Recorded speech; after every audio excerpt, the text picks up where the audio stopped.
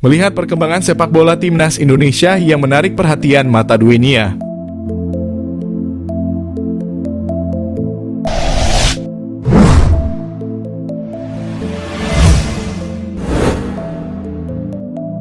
Di bawah federasi yang dipimpin Erick Thohir dan di bawah asuhan kepelatihan Shin Tae-yong, timnas Indonesia mampu menunjukkan taringnya dalam menghadapi rival-rival kuat yang bahkan klub-klub besar yang sudah terbiasa berkompetisi di level dunia.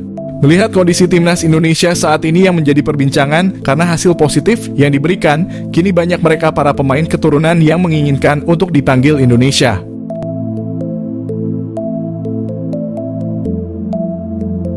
Namun hal itu tidak mudah. Sebelum bergabung timnas Indonesia mereka, para pemain keturunan harus melewati beberapa proses dengan persyaratan yang harus terpenuhi. Salah satunya menempuh proses naturalisasi. Sementara itu FIFA hanya memperbolehkan suatu federasi menaturalisasi pemain jika memiliki darah keturunan maksimal dari kakek atau nenek, bukan buyut. Menariknya, hal seperti ini juga terjadi di Indonesia.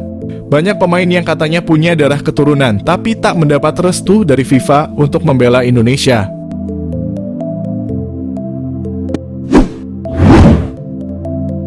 Selama 2 tahun terakhir, timnas Indonesia selalu dikaitkan dengan pemain belakang Leeds United, Pascal Struijk.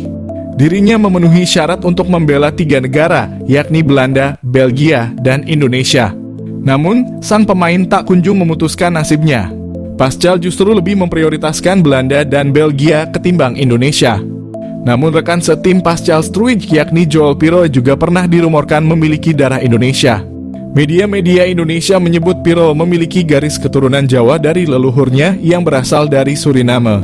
Netizen sempat beranggapan kata Piroe berasal dari bahasa Jawa. Ternyata bukan. Adanya kata Piroe dalam nama Joel Piroe ternyata karena dirinya memiliki darah Suriname dan India. Sedangkan Piroe dalam namanya memiliki lafal Piru bukan Piro. Di FC Twente pun begitu. Timnas Indonesia tidak hanya bisa menggait Mas Hilgers, namun Indonesia juga dirumorkan bisa menggait 2 penyerang FC Twente sekaligus. Salah satunya adalah Daan Rots. Dirinya dikabarkan juga memiliki darah Indonesia, namun belum dikonfirmasi dari garis keturunan ayah atau ibunya. Munculnya rumor itu disambut baik oleh para penikmat sepak bola lokal. Mereka paham bahwa Rots memiliki kualitas yang bukan kaleng-kaleng. Pemain yang berposisi sebagai sayap ini dikenal sebagai pemain cepat, lincah, dan tajam. Sayangnya proses naturalisasi Daan Rots batal dilanjutkan karena FIFA meragukan garis keturunan sang pemain. Baik PSSI maupun sang pemain memang kesulitan untuk membuktikan garis keturunan Indonesianya. Lalu pada bulan Agustus 2024 Rots pun muncul di podcast Yusa Nugraha. Dalam sesi wawancara itu, ia mengkonfirmasi hal tersebut. Rots cukup kecewa karena ternyata tidak bisa membela Indonesia. Selain Daan Rots, masih ada satu nama lagi dari lini depan FC Twente. Dia adalah Sam Stegen. Pemain yang berposisi sebagai gelandang serang itu juga menarik perhatian fans tim nasional Indonesia. Bagaimana tidak? Saat dirumorkan memiliki darah Indonesia, Stegen sedang dalam performa apik bersama Twente. Namun saat dikonfirmasi oleh tim ahli PSSI ke PSSI, Sam Stegen ternyata tidak memenuhi persyaratan untuk dinaturalisasi. Itu karena pemain kelahiran Den Haag itu tidak memiliki garis keturunan Indonesia. Kedua orang tuanya merupakan asli Belanda.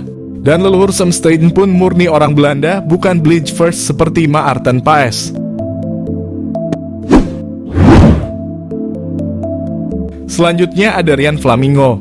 Bek PSV Eindhoven itu pernah masuk radar Shin Tae-yong. Pelatih asal Korea Selatan itu bahkan sudah naksir sama kualitas Rian sejak dirinya masih memperkuat FC Utrecht. PSSI pun sudah mengkonfirmasi bahwa Rian memiliki garis keturunan Jawa Suriname dari leluhurnya. Sayangnya, upaya itu terhalang restu FIFA. Otoritas sepak bola dunia itu menganggap Rian Flamingo tidak eligible membela timnas Indonesia karena darah keturunannya berasal dari buyutnya. Rian merupakan generasi keempat di keluarganya. Bila mengacu pada regulasi FIFA yang disebutkan, seorang pemain bisa dinaturalisasi jika darah keturunannya maksimal sampai kakek dan neneknya, atau maksimal 3 generasi. Karenanya proses naturalisasi Rian pun tak dilanjut oleh PSSI. Kabar tak memenuhi syaratnya Rian Flamingo membuat timnas Indonesia kehilangan salah satu pemain keturunan berbakatnya. Apa yang dirasakan fans sepak bola tanah air setelah timnas Indonesia melewati laga krusial menghadapi Arab Saudi dengan meraih kemenangan? Siapa yang tak suka dengan kemenangan?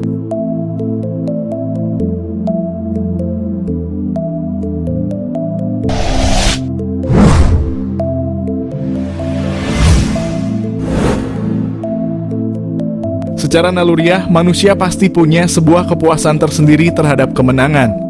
Namun tak hanya soal kepuasan belaka yang didapat dari sebuah kemenangan. Di baliknya pasti ada berkah yang mengikuti. Saat kemenangan melawan Arab Saudi membuat ranking timnas Indonesia melesat bagaikan roket. Meski begitu, mental Indonesia sempat goyah usai dihajar The Blue Samurai 4 gol tanpa balas. Namun berkat kemenangan atas pasukan Green Falcons, poin FIFA Indonesia jadi bertambah, sehingga membawa Indonesia naik 5 peringkat dari posisi 130 ke 125. Indonesia menggeser negara-negara pesaing seperti Gambia, India, Kongo, Sierra Leone, dan Siprus.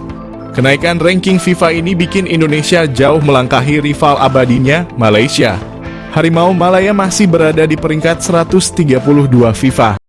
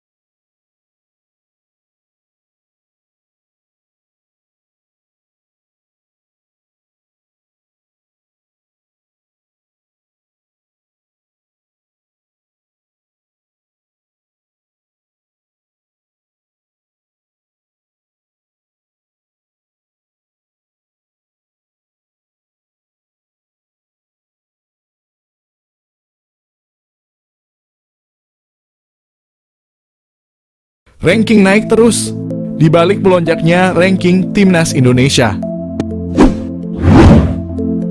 Tahun 2010, timnas Indonesia menduduki posisi 127 FIFA. Setelah itu ranking timnas kesayangan kita lebih sering merosot daripada naik. Namun 4 tahun terakhir ini, timnas Indonesia mulai konsisten memperbaiki ranking FIFA. Harus diakui, naiknya ranking timnas Indonesia bahkan lebih cepat dari tim Asia Tenggara lain. Sementara Indonesia bisa naik hingga 10 tingkat langsung, negara-negara ASEAN lainnya kembang kempis naik sedikit demi sedikit. Hal itu juga menimbulkan pertanyaan terutama bagi fans negara lain. Sejak kapan ranking selalu naik? Kalau ditelusuri kembali, ranking Indonesia mulai sering naik sejak tahun 2021. Meskipun bukan berarti Indonesia tidak pernah turun. Setidaknya kalaupun rankingnya merosot, tidak terlalu banyak jika dibandingkan dengan tahun-tahun sebelumnya. Pada tahun 2010 Indonesia pernah menduduki peringkat 127. Namun merosot jauh hingga 15 peringkat setahun berikutnya menjadi 142. Lalu melorot lagi hingga menjadi 156. Bahkan Indonesia pernah turun ke peringkat 179 di tahun 2015. Barulah pada tahun 2021 penurunan ranking Indonesia tak sampai 3 peringkat. Pada Agustus 2021 ranking Indonesia sempat turun dari 173 ke 174. Lalu turun 1 peringkat lagi di bulan berikutnya. Setelah dalam 2 bulan hanya turun 2 peringkat saja, Indonesia lalu naik langsung 10 peringkat di bulan berikutnya. Pada Oktober 2021, Indonesia sudah duduk di posisi 165. Di bulan Maret 2022 ketika Indonesia naik dari 160 ke 159. Lalu di akhir tahun 2022 saat Indonesia menduduki posisi 151 dari sebelumnya 152. Dan yang terakhir di perhitungan terbaru, yakni Juli 2024, Indonesia naik ke posisi 133. Kalau ditanya apa faktornya Indonesia naik pesat, jelas bukan Gianni Infantino, melainkan Shin Tae-yong. Bukan karena taktik atau kemampuan Shin Tae-yong. Namun yang perlu diapresiasi adalah visi dari Shin Tae-yong itu sendiri bertekad untuk memperbaiki ranking FIFA Timnas Indonesia. Berkali-kali Shin Tae-yong bilang bahwa target pribadi jangka panjangnya untuk Timnas Indonesia adalah 100 besar FIFA.